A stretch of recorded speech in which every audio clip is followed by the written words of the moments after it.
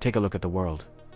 It looks so precise, doesn't it? As if every line has a profound meaning. But here's the secret. Most of these lines were never meant to exist. They weren't shaped by rivers, mountains, or logic. They were invented, drawn by men who didn't know the land. Men who didn't know the people. And frankly, men who just didn't care. These are borders that slice through tribes, split families, and severed entire civilizations, all decided in opulent rooms thousands of miles away. This is the untold story behind those lines, a story of greed, power, and pure chaos. Because the truth is simple. Your country's shape makes no sense. Look at a map. It seems so organized, clean lines, perfect colors, neat divisions. But it's a lie. Those lines, they weren't drawn by nature. They were drawn by men. Men who never once set foot on the lands they so casually divided. Men who split mountains, families, and ancient tribes with a simple stroke of a pen. And today, we are all living inside their decisions. Welcome to the secret history of the world's borders. It all began in rooms filled with cigar smoke, sprawling maps, and the intoxicating scent of power. The world's borders weren't drawn by the people who lived there. They were dictated by empires hungry for more. Let's start with Africa. At the Berlin Conference of 1884, a group of European diplomats gathered in a single room and carved up an entire continent. They used rulers and compasses, but possessed zero knowledge of the rich cultures they were shattering. They drew straight lines across vast deserts and dense jungles, splitting tribes, languages, and even families down the middle. That's why, to this day, a staggering 80% of African borders are perfectly straight. They don't follow rivers or mountains. They follow pencil lines. Now, let's move to the Middle East, another region, where borders make absolutely no sense. Why? Because they were drawn by two men who had never even seen the desert sand. In 1916, Mark Sykes from Britain and Sykes Picot from France secretly conspired to split the collapsing Ottoman Empire. Their infamous Sykes Picot Agreement created new countries like Iraq, Syria, Lebanon, and Jordan. As if the ancient landscape were nothing more than a chessboard. They completely ignored tribes, religions, and thousands of years of shared history. The chaos that followed? We're still living in it. Some borders pretend to follow nature, like rivers or mountain ranges, but even that gets twisted. Take a look at the border between India and Bangladesh. For decades, it was so confusing it created over 160 enclaves, tiny, isolated pockets of land belonging to one country but completely surrounded by the other.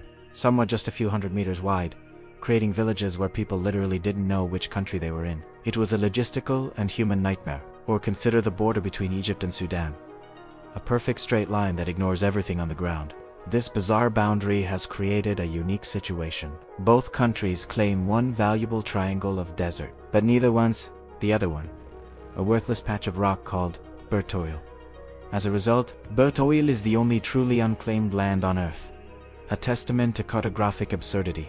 After World War II, borders became weapons. Germany was cut in half. Korea was split along the 38th parallel, not because it made any geographic sense, but because two competing superpowers, the US and the Soviet Union, wanted to assert control. The same story played out in Vietnam and across Europe with the Iron Curtain lines, drawn by ideology, not logic. And when the Soviet Union collapsed in 1991, 15 new countries appeared almost overnight. Their borders weren't decided by geography or culture, but by internal political lines drawn decades earlier, often in a state of panic and confusion. These hasty decisions set the stage for conflicts that continue to simmer today. But here's the modern twist.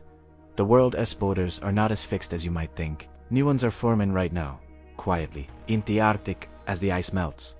New land and shipping routes are being exposed, and countries are racing to claim them. The map of the North is literally being redrawn by climate change. And in cyberspace, borders are becoming invisible, replaced by digital firewalls and complex algorithms. Your access to information, your online identity, is now defined by borders you can't even see. Maybe one day, the lines we live inside won't be drawn on a map at all, but written in code. So the next time you look at a world map, remember, those shapes aren't natural. They are stories of greed, of catastrophic mistakes, and of pure chance. Every single line on that map hides a secret. Every border has a history of conflict behind it. And the world you think you know, it was never meant to look like this.